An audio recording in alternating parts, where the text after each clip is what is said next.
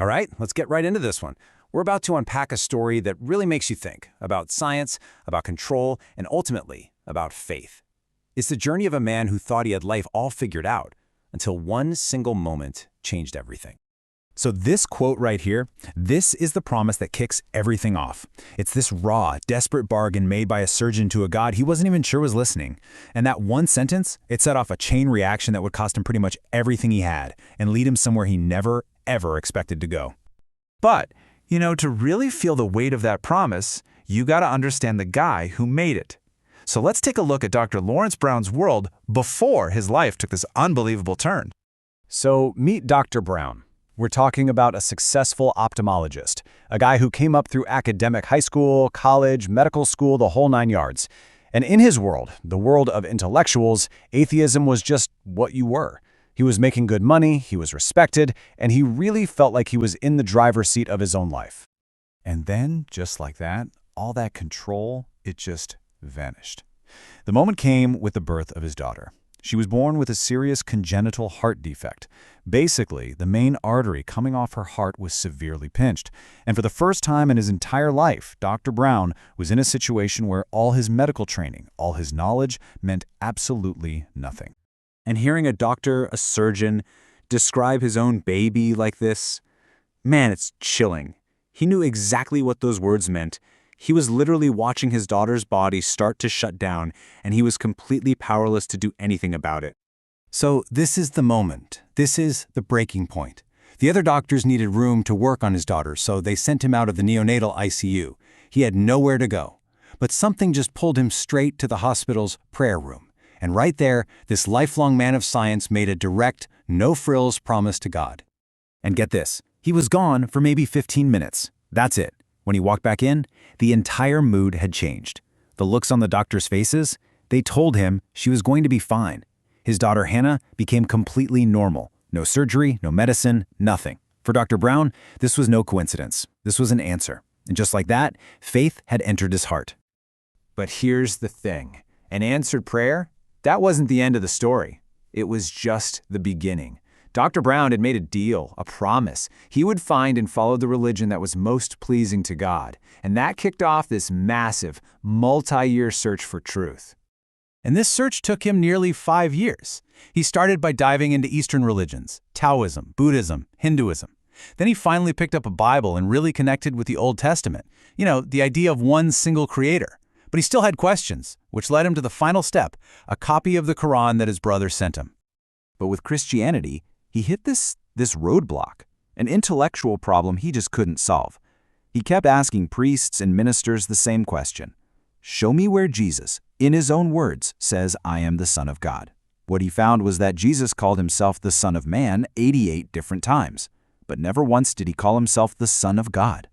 And for a guy like Dr. Brown, that discrepancy was a huge deal. And that brings us to the final stop on his 5-year journey. After looking into so many different paths, he finally sat down and opened the 2 books his brother had sent, a biography of the Prophet Muhammad, peace be upon him, and a translation of the Quran. And the way Dr. Brown describes it, it's perfect. He said it was like working on a huge jigsaw puzzle and you're missing just a few key pieces. Then suddenly, you find them and everything just falls into place. It was a moment of total clarity for him. See, this is why it all just clicked into place for him. In Islam, he saw the whole picture. It confirmed the prophets from the Old Testament, it offered a final revelation, and it answered those big theological questions that had been bothering him. Everything lined up. And that's when he became Muslim. So you'd think, okay, great, story's over. Man finds his faith, happy ending, right? Well, not exactly. For Dr. Brown, finding his faith came with a price tag that is, frankly, almost impossible to imagine. Yeah, this is just a total gut punch. His choice to become a Muslim led directly to the end of his marriage. But honestly, that was just the beginning of a whole series of devastating losses. And it just kept coming, one thing after another. He lost his wife. Then, because he was Muslim, the court gave her full custody of his kids. He lost his house, a lot of his friends, and was even disowned by his own parents. They sent him a letter, basically saying, don't ever contact us again. He lost his entire world. And just to give you an idea of the kind of stuff we're talking about, look at this number. When he walked away from that divorce, he had his SUV and 5 $100,000. He lost $250,000 in artwork alone that was hanging on the walls of his house, not to mention everything else. So he lost everything, right? Everything in the material world. But he held on to his faith. And years down the line, he started to get, well, a different kind of reward. Not money or property, but something spiritual, something deeply personal. It started with a dream, a really vivid one. He dreamt he was with the Prophet Muhammad, peace be upon him, who pointed at this very strange-looking mountain range and gave him this simple, kind of mysterious command.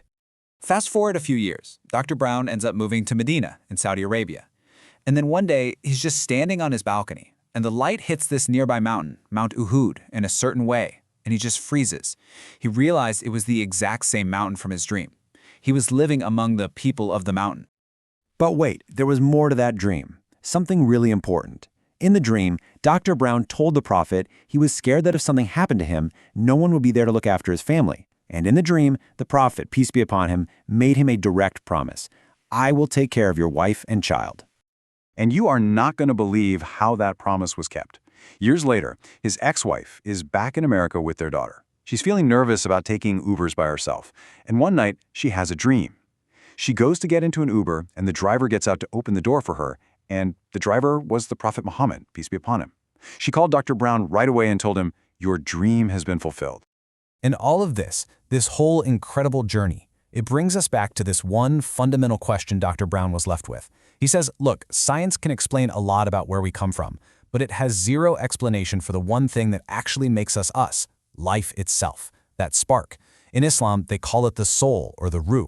He says you can have all the right chemicals and parts, but you can't put the soul back into a body and make it live. So it leaves us with a question to think about. What is that spark really, and where does it come from?